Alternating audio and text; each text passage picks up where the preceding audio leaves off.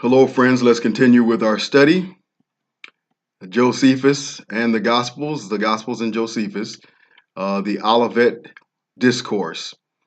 For intros, you can watch part number 1 and the other videos. But let's continue on with our study, shall we?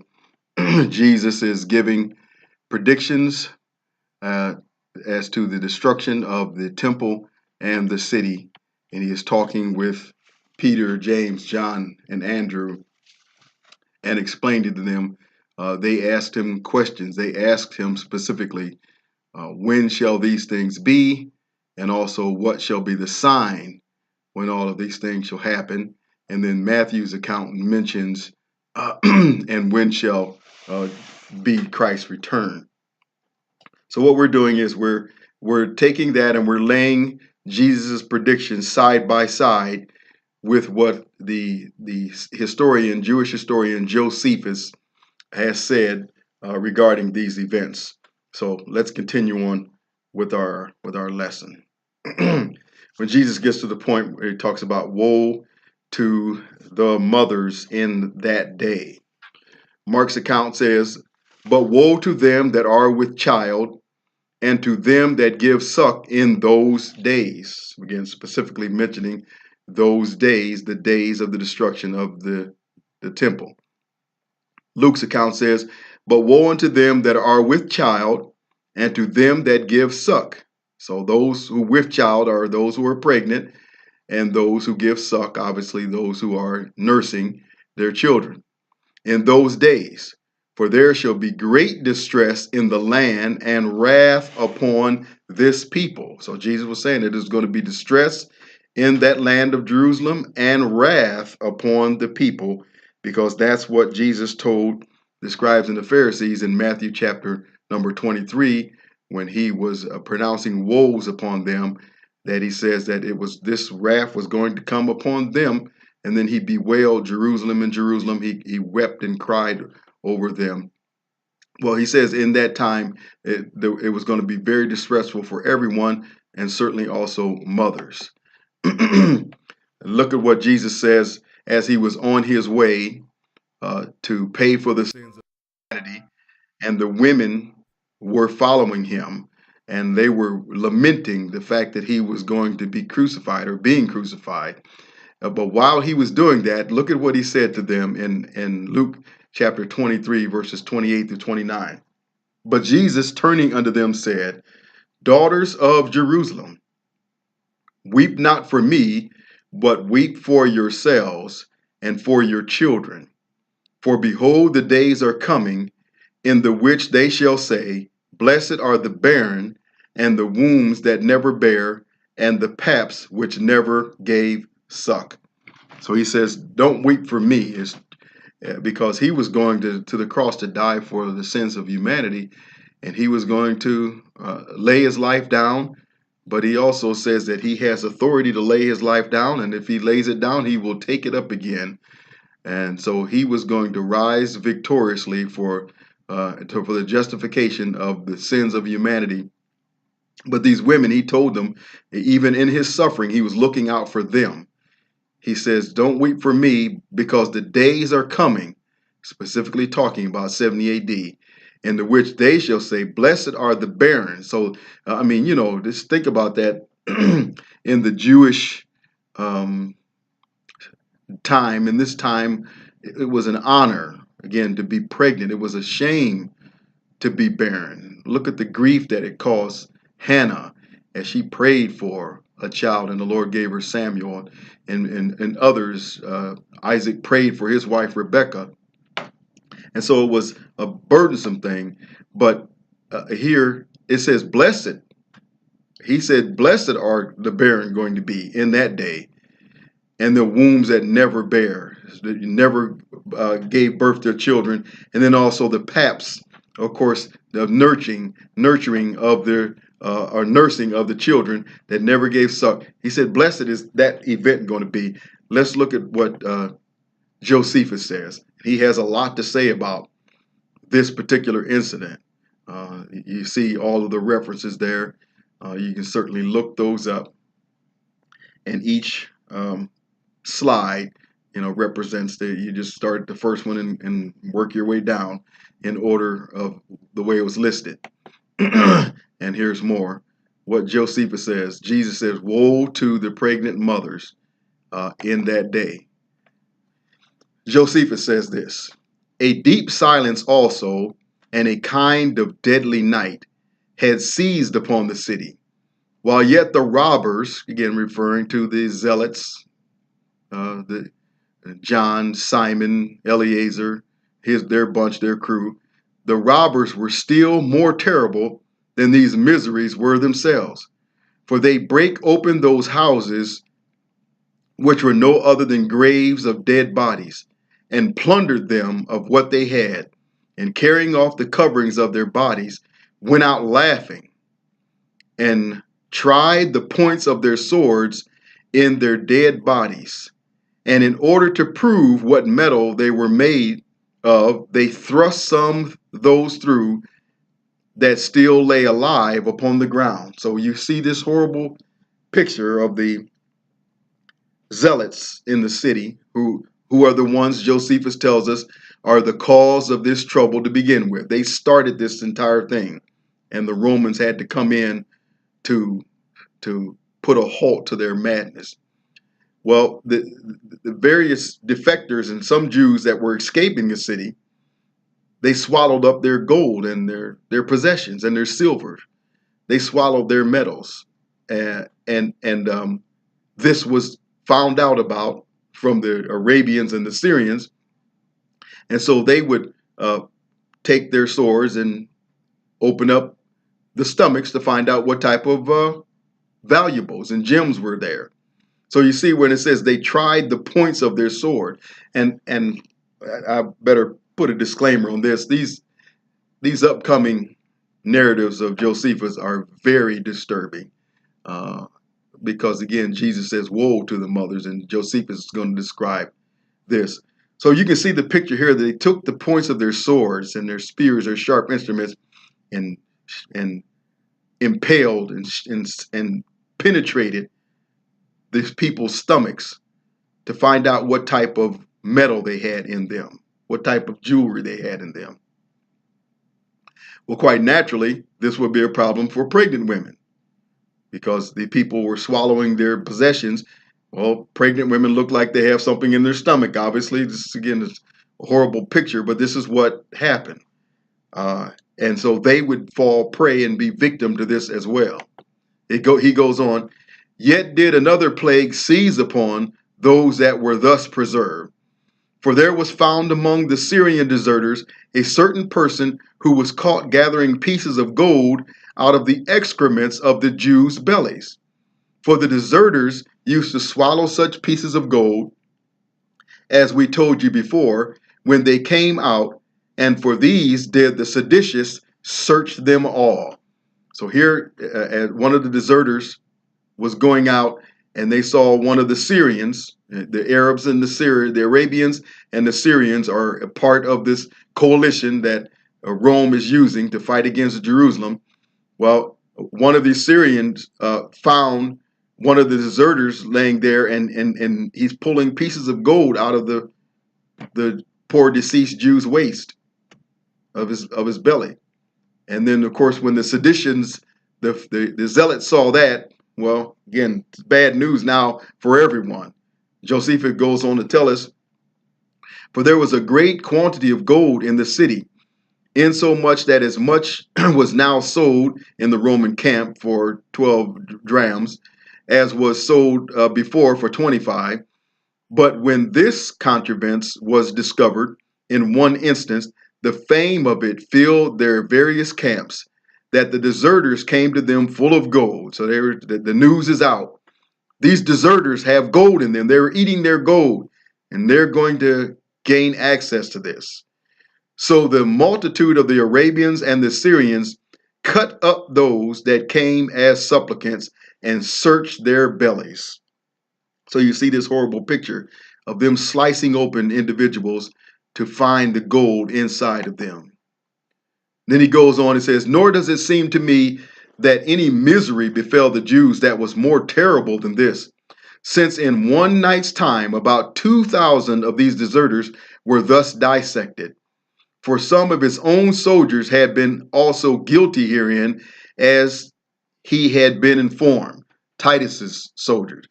Titus was not in favor of this type of barbarity. The Arabians and the Syrians did it, but he forbid his soldiers from doing it. But because his soldiers saw that there was wealth to be gained, they also secretly followed suit. It says, but in reality, it was God who had condemned the whole nation and turned every course that was taken for their preservation to their destruction. In other words, Josephus, in his understanding, this is God who was doing this.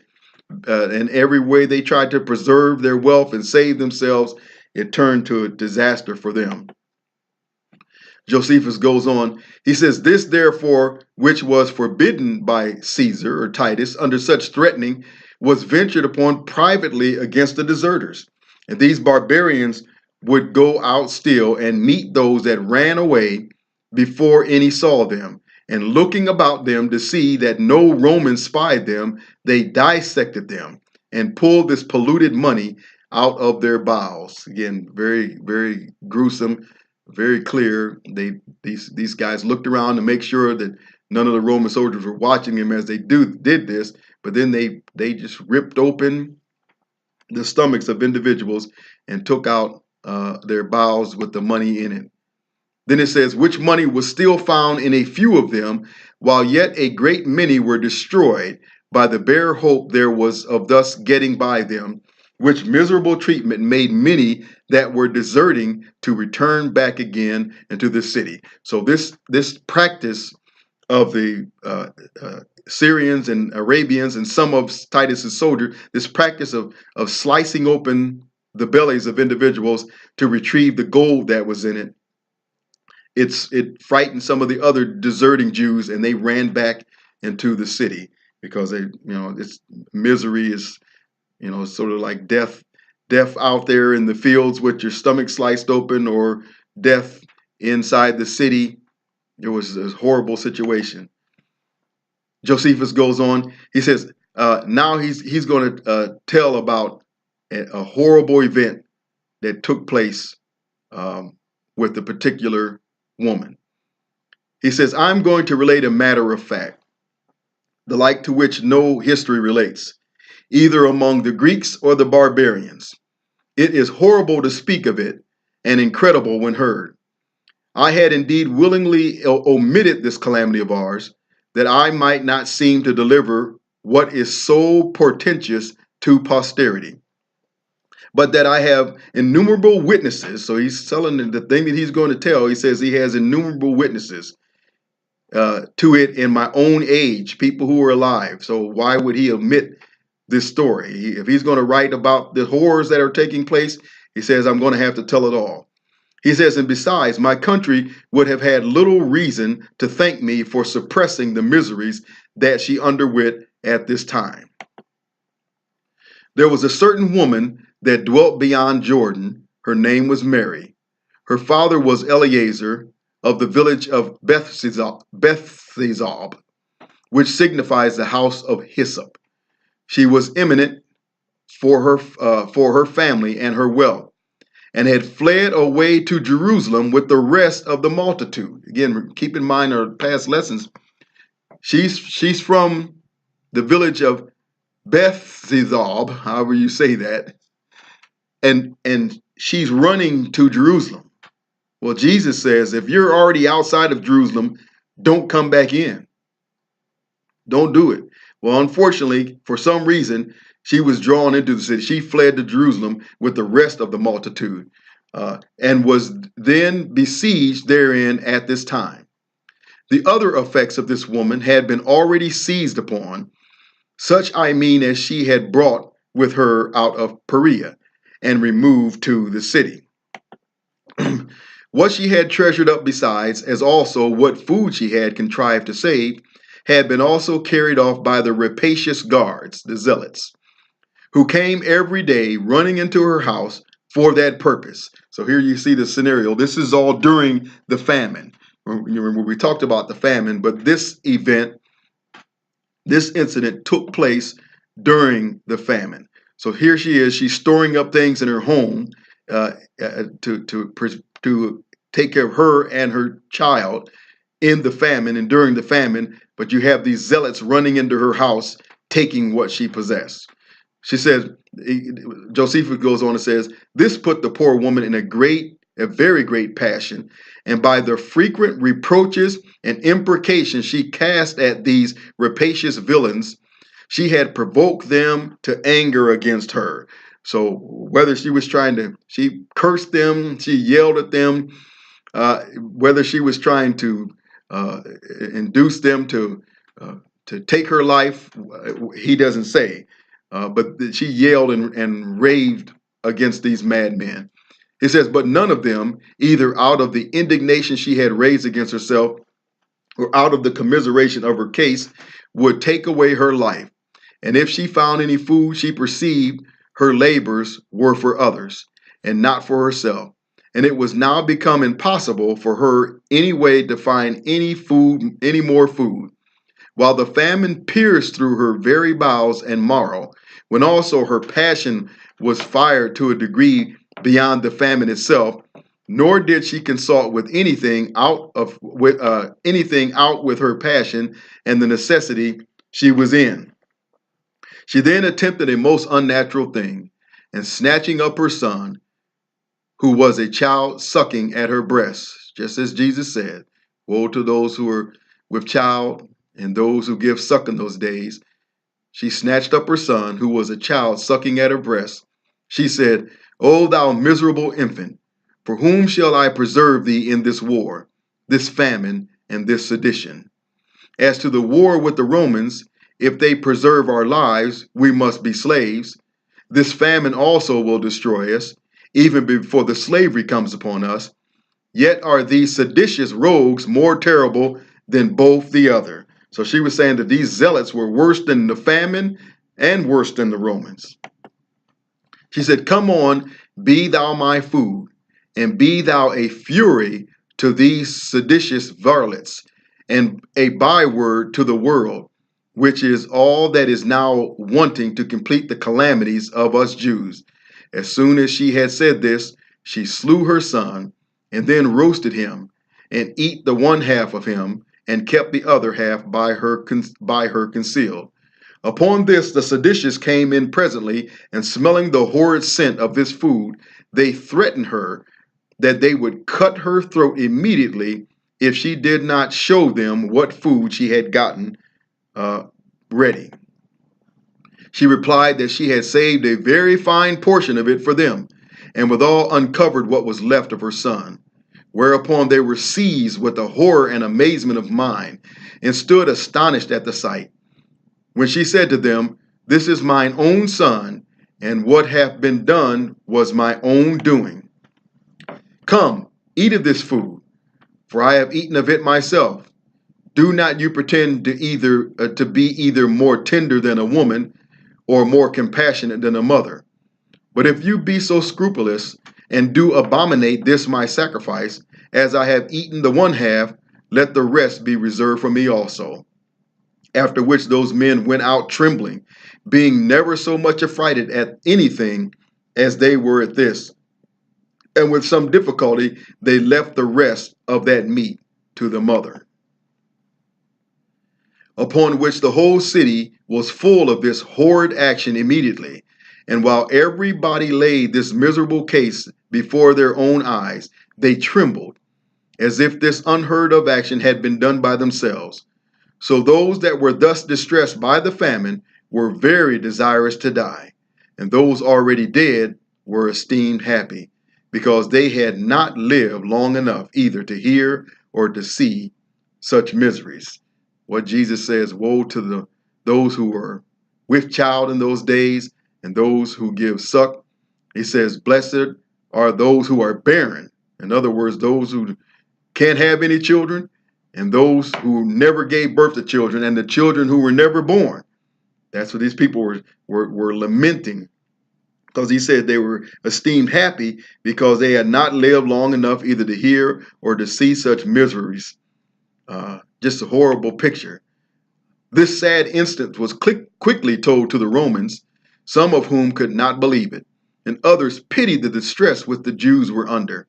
But there were many of them who were hereby induced to a more bitter hatred than ordinary against our nation. So here, some of the Romans who heard this story, they even had pity. They felt sorry for the Jews who were undergoing this distress. But the others even hated the Jewish nation even more when they heard this story. But Caesar, in other words, Titus, he excused himself before God as to this matter and said that he had proposed peace and liberty to the Jews, as well as an oblivion of all their former insolent practices, but that they, instead of concord, had chosen sedition, instead of peace, war, and before satiety and abundance, famine. So basically, Titus, to soothe his conscience, sort of did what Pilate did. He washed his hands of it. Well, Titus says this is a horrible story, but you know, these people brought this upon themselves. Then Jesus goes on and he says, pray that your flight be not in the winter, neither on the Sabbath day. That's Matthew's account. And then Matthew 24 and 21 also says, for then shall be great tribulation, such as was not since the beginning of the world to this time, no, nor ever shall be. So he mentions that this is during this time. Pray that when you take off and running, when all of this happens, pray that it doesn't happen in the winter, nor during the Sabbath. And then he said that there's going to be great tribulation, such as was not since the beginning of the world. And look at the language that Jesus uses.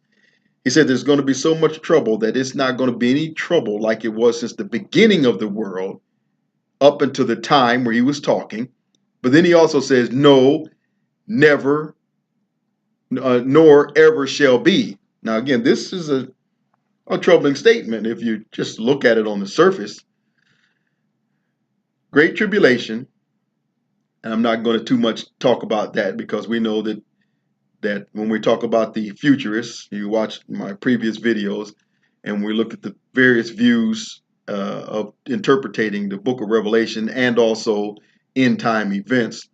You have the futurists, and part of the futurist belief is that there's a coming period. They call it the Great Tribulation. It's found in Revelation chapter number 7.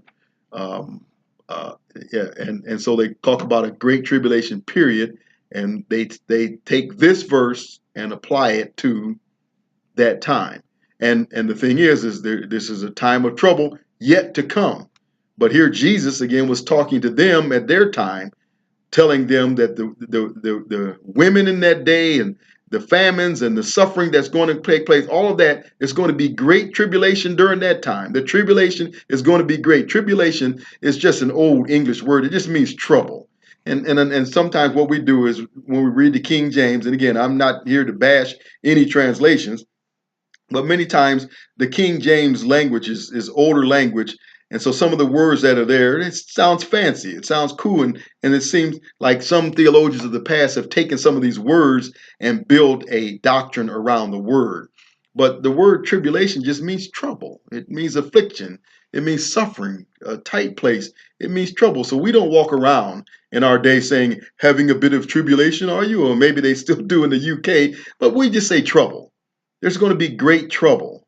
And obviously what we've seen, Josephus is telling this was going to happen. But also Jesus mentioned, he says that there's going to be trouble that was not since the beginning of the world. I mean, we're talking the beginning of creation. Then he says, then all the way up to the time that he was speaking, then after his time. Well, again, that's sort of troubling, isn't it? What about the flood?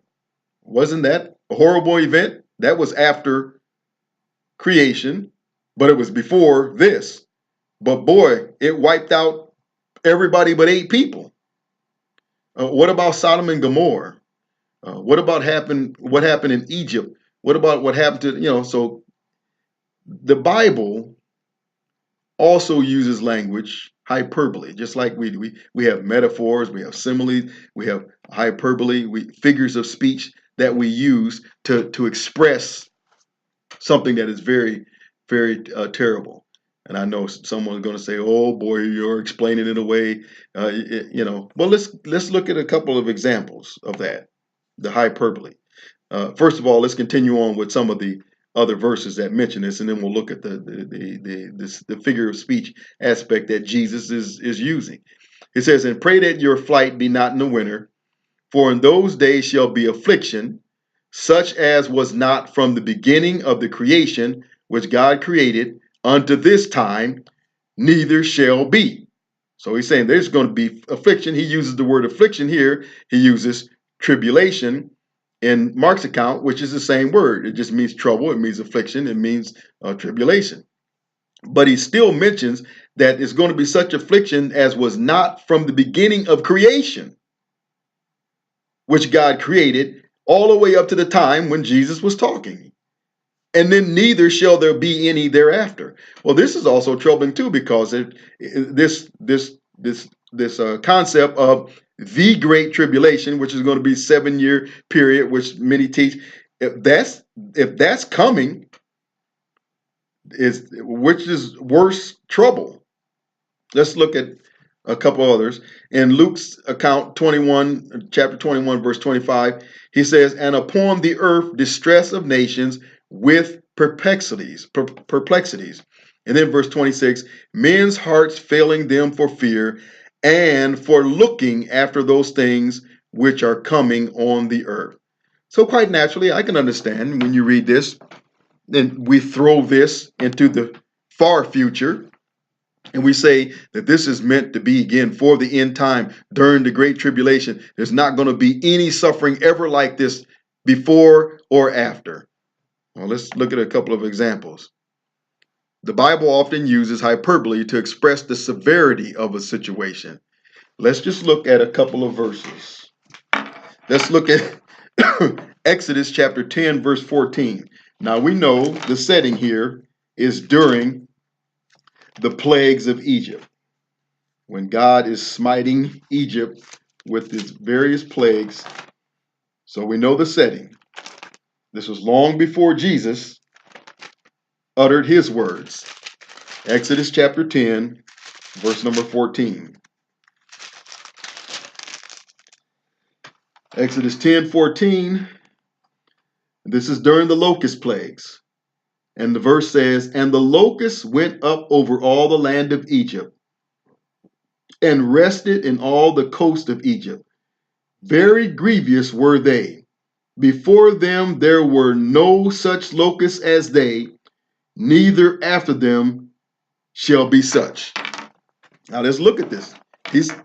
Moses is writing and saying, boy, this locust plague in Egypt was so grievous that there was no locust plague like this before this particular locust plague. And he says, neither after them shall be such. There's nothing like this ever happened before. Neither is there anything going to happen like this after this locust plague that's taking place in Egypt, when the children of Israel are going to be delivered from Egypt during Pharaoh. This is the setting. We know that Egypt, in that region, they are prone to locust plagues. I mean, there have even been videos on the YouTube to show plague of locusts in modern time that black out the sun, cover the sky. Scary looking picture. But here it says this locust plague, grievous, none like it before, neither shall there be such after. Now let's look at the setting. This is, look at our little trusty Bible. This is about 1500 BC, 1490 BC, before Christ.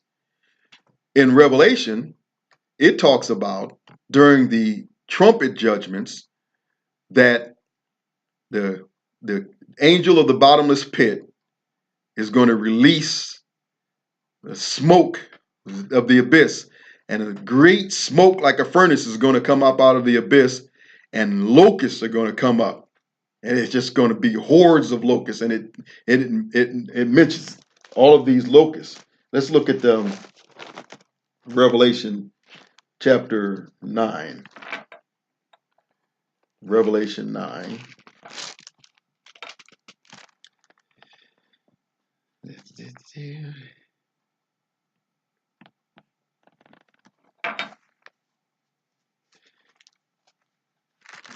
And it says, and we'll go to verse 1. And the fifth angel sounded, and I saw a star fall from heaven unto the earth, and to him was given the key of the bottomless pit. And he opened the bottomless pit, and there arose a smoke out of the pit, as the smoke of a great furnace, and the sun and the air were darkened by reason of the smoke of the pit. And there came out of the smoke locusts upon the earth, and unto them was given power, as scorpions of the earth have power. And it was commanded them that they should not hurt the grass of the earth, neither any green thing, neither any tree, but only those men which have not the seal of God in their foreheads. And to them it was given that they should not kill them, but that they should torment them 5 months. And their torment was as the torment of a scorpion when it stings a man. And in those days shall men seek death, and shall not find it, and shall desire to die, and death shall flee them. And the shapes of the locusts, and it goes and it describes these horrible looking locusts. Now, are these locusts worse than the locusts in Pharaoh's day, in Egypt's day during the judgment, when it clearly says that there's not going to be any other locusts like this after?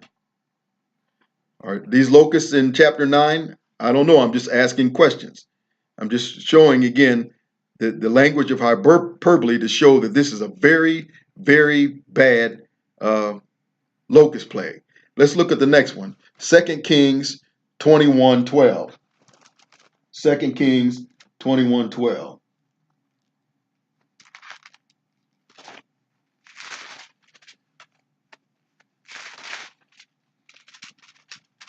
2 Kings 21:12.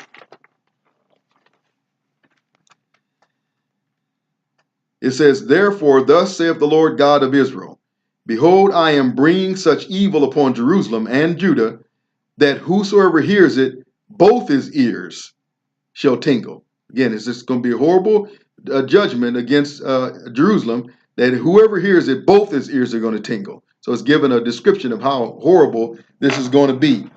Let's look at all of these examples. Let's look at Ezekiel to show again this language of hyperbole which is used. It doesn't mean that it's not true. It doesn't mean that judgment is not coming. That's not my point. It's just saying that the Bible uses figures of speech to express the severity of a thing.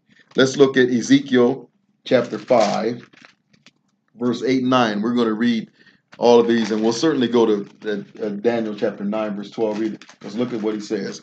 So let's look at Ezekiel chapter 5, verse 8 and 9. And it reads, therefore thus saith the Lord God, behold, I, even I, am against thee, and will execute judgments in the midst of thee, in the sight of the nations, and I will do in thee that which I have not done, and whereunto I will not do any more the like, because of all thine abominations. So we know that Ezekiel at this point is prophesying in Babylon. He's in Babylon, and he's prophesying to the Jews remaining in Jerusalem, warning them to repent so that the rest of the Jews are not carried into captivity. But here he uses language. He says that God is saying, I will do in you that which I have not done. So he said, I'm going to do something I've never done. And then also whereunto I will not do any more like. I'm not going to do anything else like this ever. Now that's troubling too, because when we read what Jesus is saying about 70 AD, about all the things that are going to happen, all the things that are going to go on, and also if one subscribes to the teaching of the Great Tribulation, which is certainly they're saying is to come, that's not going to be something that God's going to do. that's ever is worse than this. So these are just figures of speech. Let's look at the last one. Daniel chapter 9, verse number 12. Daniel 9, verse number 12. And it reads, this is during Daniel's prayer, or the 9 prayer. He says, and he hath confirmed his words, which he spake against us, and against our judges that judged us, by bringing upon us a great evil, for under the whole heaven have not been done as have been done upon Jerusalem. Again, referring to he's praying and he's coming near the end of the Babylonian captivity, which Jeremiah says they were going to be there for 70 years, were determined for them.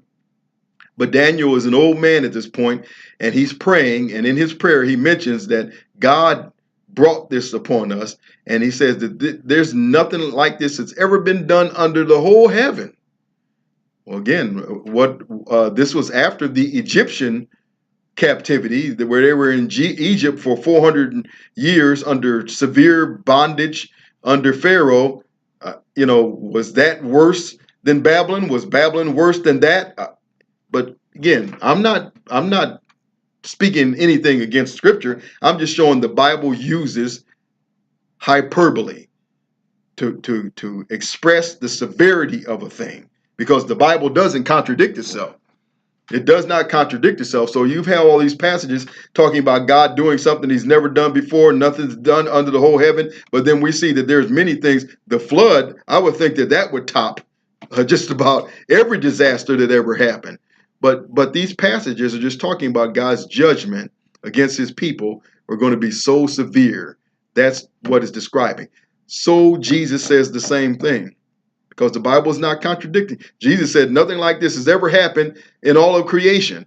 Daniel says nothing like this has ever happened in all of creation. Ezekiel saying nothing like this has ever happened since the world was created. This figures of speech, hyperbole, but still doesn't take away the fact that the Jews in 70 AD were going to go through extreme trouble, great tribulation. Let's move on. So let's talk about this. Pray that your flight be not in the winter and on the Sabbath day. Here's some where you can find these passages and some of the end notes, and then of course the wars of the Jews. Let's see what they say. Remember now, the winter, of course, harsh conditions, but in particular, Josephus talks about the feast and the festivals, and which took place again during the Sabbaths. There's feasts, the festivals, the celebrations, unleavened bread, Pentecost. Look at what Josephus says about that. This is Josephus. He said, we see here the true occasion of these vast numbers of Jews that were in Jerusalem during this siege by Titus and perished therein, that the siege began at the feast of Passover. So he's explaining why so many Jews died in this siege. When Titus came, he's explaining why so many. And everybody knows, anyone who reads the Bible just a little bit knows that there are 3 great feasts in Jerusalem that were commanded: the Passover, the unleavened bread, and the tabernacles. All males were commanded to go 3 times a year to Jerusalem, no matter where they lived. Because when Moses and Joshua gave the inheritance, their plots to the land, Judah had its property, but in Judah was Jerusalem. But then also Issachar and Naphtali and all those, they had their property, which was many miles away from Jerusalem. But all Jews had to go to Jerusalem for the feast of Passover, unleavened bread, or Pentecost, because Passover and unleavened bread are all right together. Pentecost, and then the feast of tabernacles or booths. So this is why he's explaining this siege happened during that time. That's what he's saying. This is why there's so many Jews there in the town or in the city at that time. It says in perished therein that the siege began at the feast of Passover.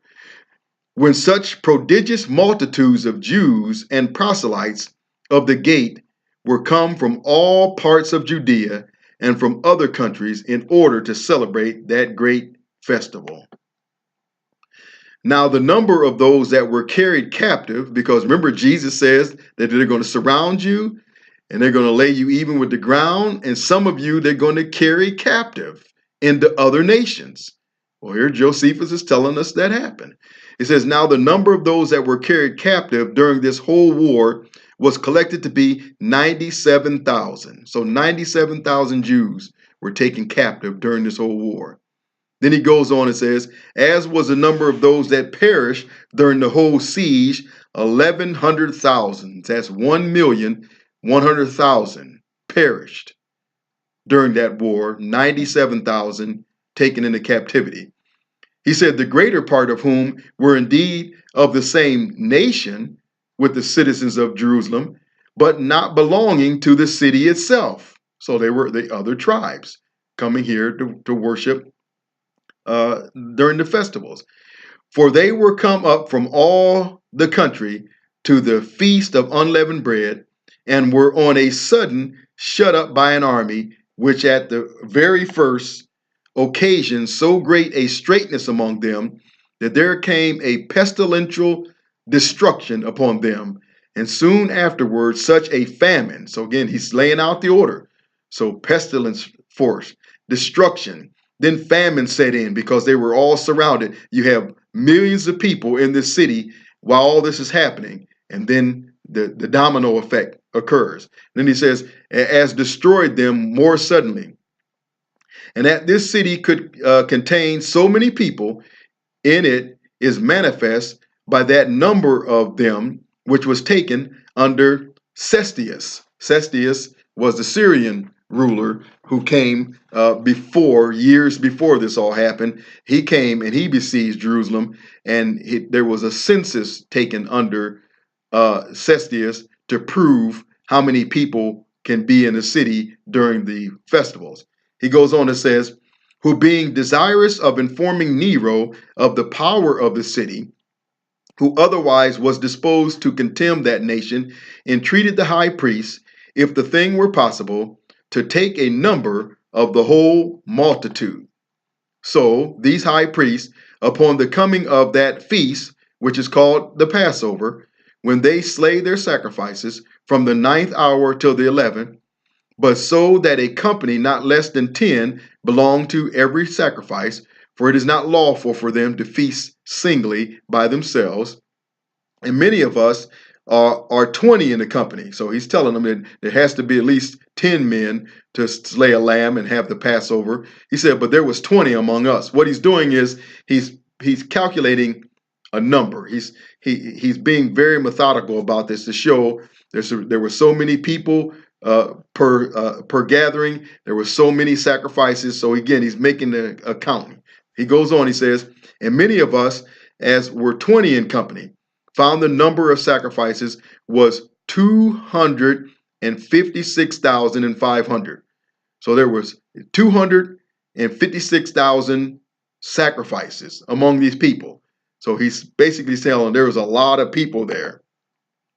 He says, which upon the allowance of no more than 10, that feast together amounts to 2,700,200 persons. That's how many people were in the city during this feast, during the festival, when the Romans came and besieged them.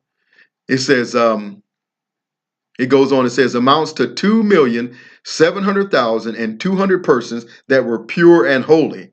For as to those that have the leprosy, or the gonorrhea, or women that have their monthly courses, or such as are otherwise polluted, it is not lawful for them to be partakers of this sacrifice, nor indeed for any foreigners, neither who come hither to worship. So that shows again, he gave account. There was over 2 million people in the city when this all happened. And so then Jesus goes on to talk about during this time that it would be great tribulation. Matthew 24:21 says, for then shall be great tribulation, such as was not since the beginning of the world to this time, no, nor ever shall be. Uh, here's just some additional information. This is what Josephus tells us. It says, and they shall fall by the edge of the sword. I'm sorry, this is Luke's account again. They shall fall by the edge of the sword and shall be led away captive into all nations, and Jerusalem shall be trodden down of the Gentiles until the time of the Gentiles be fulfilled. So Josephus tells us that 1,100,000 Jews died during the war, but altogether 1,357,660 men, women, children died because of famine, suicides, the zealots. So that's a lot of people who perished, and then 97,000 were taken captive. This again is what Josephus explains to us. And then, as far as Jerusalem being trodden down by many nations, the commentaries tell us that the Romans did it. The Saracens, which were the early Arab Muslims, they were called Saracens in the historical accounts. The Franks, who were the early Germanics, the Mamluks, which were the Asian slave Muslims, the Turks, which were the Mongolian converts to Islam, Britain, so they were trodden down by the Gentiles until the fullness of the Gentiles be fulfilled, and this great tribulation. So we're talking about the great tribulation that they were under. Great tribulation, not the great tribulation, as if it's a time period, but during this siege for 3 years that this happened. It all certainly began in 67 AD and culminated in 70 AD with the total destruction of the city and the temple. Well, Josephus tells us and explains to us the great tribulation that they were in. He says, now this vast multitude is indeed collected out of remote places, but the entire nation was shut up by fate as in prison, and the Roman army encompassed the city when it was crowded with the inhabitants. Again, during the Sabbaths, during the feasts, during the celebrations. Accordingly, the multitude of those that therein perished exceeded all the destructions that either men or God ever brought upon the world. So here, Josephus also uses a bit of hyperbole. He says that the death toll of those that had perished exceeded all of the destructions that either men or God ever brought upon the earth. Well, does he mean that this was a death toll greater than the flood? Because only 8 souls survived there. So again, this is just horrible, intense trouble. He goes on, for to speak only of what was publicly known, the Romans slew some of them, some they carried captives, other they made a search for underground, and when they found where they were, they broke up the ground and slew all they met with. There were also found slain there above 2,000 persons, partly by their own hands and partly by one another, but chiefly destroyed by the famine. So they're dying at the hands of each other. They're dying at the hands of the Romans. They're dying at the hands of the zealot. They're dying from the famine. Terrible trouble. But then the ill savor of the dead bodies was most offensive to those that lighted upon them, insomuch that some were obliged to get away immediately, while others were so greedy of gain that they would go in among the dead bodies that lay on heaps and tread upon them. For a great deal of treasure was found in these caverns, and the hope of gain made every way of getting it to be esteemed lawful. For notwithstanding, these men were mad with all sorts of impiety, yet did they still admit those that desired to offer their sacrifices, although they took care to search the people of their own country beforehand, and both suspected and watched them, while they were not so much afraid of strangers, who, although they had gotten leave of them, how cruel soever they were to come into that court, were yet often destroyed by this sedition. For those parts that were thrown by the engines came with that force, that they went over all the buildings and reached as far as the altar. Again, this is explaining. Remember, we talked about the zealots started this whole mess. The Romans tried to stop the zealots. The zealots started fighting against the Romans. The Roman soldiers began to die. Titus says, I'm not losing my men over this. So then Titus and his men began to fight back. They raised up their catapults and all their weapons of mass destruction of their day, and they began to fire their arrows and other apparatus into Jerusalem to fight against the zealots.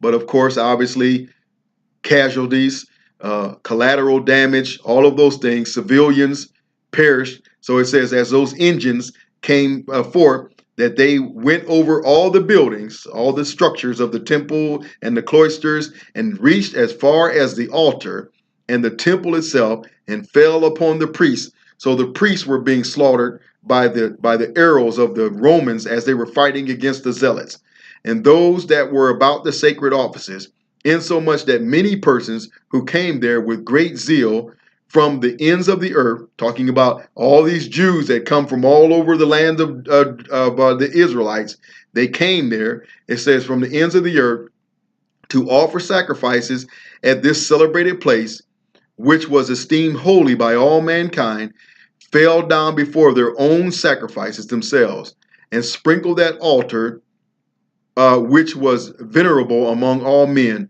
both Greeks and barbarians. In other words, the Greeks and barbarians revered the temple, but all of these worshipers there for the Passover, the unleavened bread, all of the festivals, all those people were there who came here to offer up their sacrifices and do everything according to the law.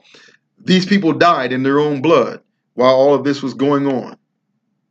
And it says, till the dead bodies of strangers were mingled together with those of their own country, and those of profane persons, meaning people who weren't priests, with those of the priests. And the blood of all sorts of dead carcasses stood in lakes in the holy courts themselves. So right in the temple, in the holy places in the temple, lakes of blood stood, he says it. This is horrible tribulation. Then he goes on, he says, and now a certain person came running to Titus and told him of this fire, as he was resting himself in his tent after the last battle, even wearing poor Titus out. It says, whereupon he rose up in great haste, and as he ran to the holy house in order to have a stop put to the fire. After him followed all of his commanders, and after them followed the various legions in great astonishment. So there was a great clamor and tumult raised, as was natural upon the disorderly motion of so great an army. Then did Caesar, both by calling to the soldiers that were fighting. So here you have his men are fighting. This is a fierce battle. And Caesar is calling out to them to try to prevent this madness. It's just gotten out of hand. It says, although he cried with a loud voice, and by giving a signal to them with his right hand, ordered them to quench the fire. But they did not hear what he said, though he spake so loud, having their ears already dim by a great noise another way, nor did they attend to the signal he made with his hand neither, as still some of them were distracted with fighting, and others with passion. But as for the legions that came running there, neither any persuasions nor any threatenings could restrain their violence, but each one's own passion was his commander at this time. And as they were crowding into the temple together, many of them were trampled on by one another, with a great number fell among the ruins of the cloisters, which were still hot and smoking, and were destroyed in the same miserable way with those whom they had conquered. So again, we just see this horrible picture of the fighting, the seditions, the people perishing, the priests being killed, of other pilgrims who come here for the celebration. They're being caught up in all of this. The Roman soldiers are so fever pitched, they're angry at the zealots who started all this. There's fighting, there's bloodshed. Blood is filling the temple area. It's just a miserable. The place is on fire. They're in there fighting. What a horrible picture. And this is what Josephus describes. He goes on and says, and when they were come near the holy house, they made as if they did not so much as hear Caesar's orders. To the contrary, but they encouraged those that were before them to set it on fire. As for the seditious, They were in too great distress already to afford their assistance toward quenching the fire. So thing that the seditious, again, the zealots, they couldn't do anything themselves either. They were everywhere slain, everywhere beaten.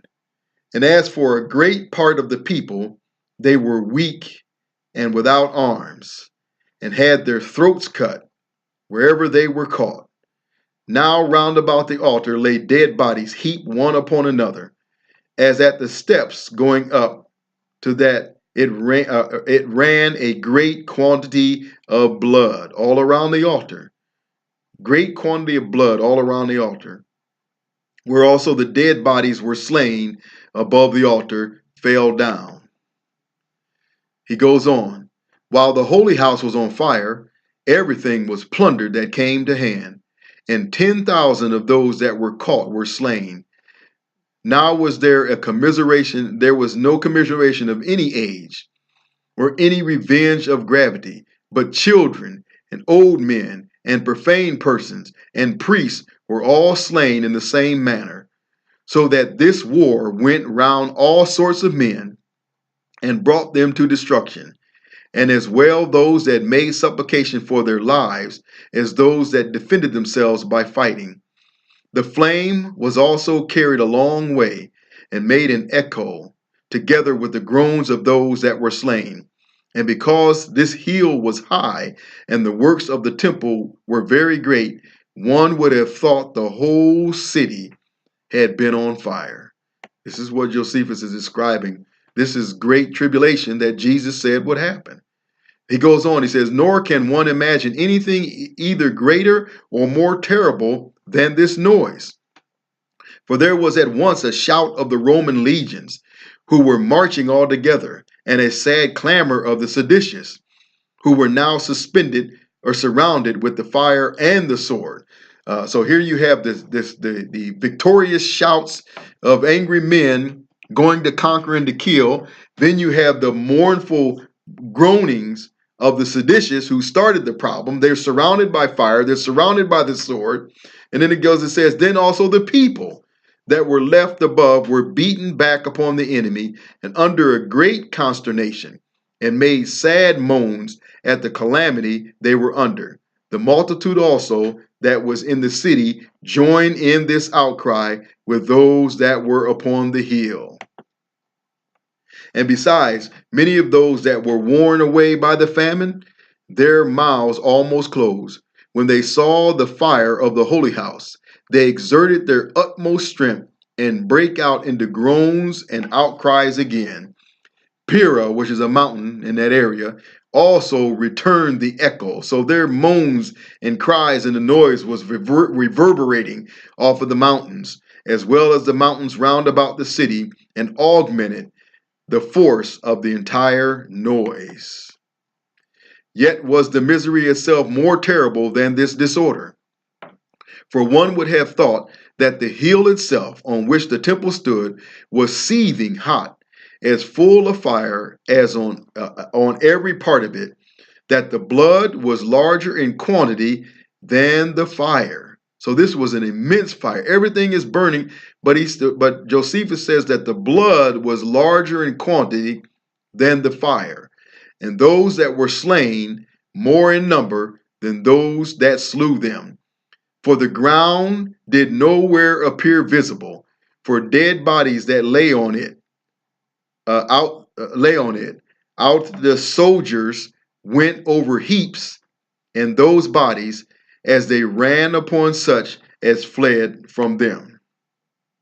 But when they went in numbers into the lanes of the city, so now this is they have this vast destruction at the temple, but then also now they're going to go into the cities, because Jesus said that the city and the temple was going to be destroyed.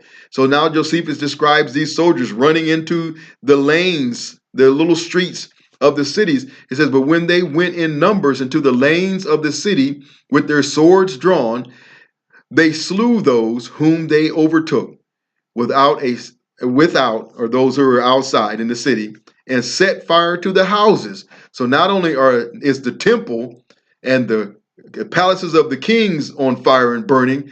Now the homes of the Jews themselves were on fire. That's why Jesus said, again, those who are on the rooftop, don't go down in your house to get anything. Get out. Flee to the mountains. Get away from this. So he says, set fire to the houses whither the Jews were fled, and burnt every soul in them, and laid waste a great many of the rest. And when they were come to the houses to plunder them, they found in them entire families of dead men, and the upper rooms full of dead corpses, that is, of such as died by the famine. They then stood in a horror at that sight, and went out without touching anything. So we see this horrible event taking place. He goes on, he says, but although they had this commiseration for such as were destroyed in that manner, yet had they not the same for those that were still alive. But they ran every one through with whom they met. So they had a commiseration, and they felt sorrow for the folks who were already perished by famine and the fire and everything else. He said, but they didn't have that same compassion on those that were still alive. They ran them through, every one of them, it says. Everyone they met, they ran them through with the sword, and obstructed the very lanes with their dead bodies, clogged up the streets with all of the death, and made the whole city run down with blood, to such a degree, indeed, that the fire of many of the houses was quenched with these men's blood. What an absolute horrible picture. He goes on, and truly so it happened that though the slayers left off at the evening, yet did the fire greatly prevail in the night. And as all was burning, came that 8th day of the month, Gorpius, upon Jerusalem, a city that had been liable to so many miseries during their siege, that had it always enjoyed as much happiness from its first foundation, it would certainly have been the envy of the world, nor did it on any other occasion so much deserve these sore misfortunes as by producing such a generation of men as were the occasions of this overthrow. So we see great tribulation, and there's much more that Josephus describes and explains in this horrid scene that he tells and describes, because Jesus says during that time it would be great tribulation, not the likes of anything that ever took place since the creation of the world, nor is there anything going to be like this.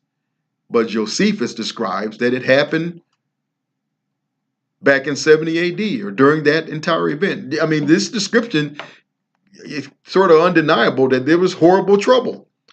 Now, the question is, again, we know that Revelation mentions that there is a time, and I'm not denying, there is a coming time when the bestial system will rule on this world, in this world. I believe that's future. And the system gets its power directly from Satan. I believe that's future. But and there's going to be killing, and there's going to be he's going to force the world to worship him. But the question is that time going to be worse than what we read here? Is that time going to be worse than what we see happen in other? That's just the question. I don't know. But certainly what Josephus describes is great tribulation. I don't think that we can deny that. So we'll stop on that lesson today. We have one more to cover, and we'll do that in a bit. God bless you.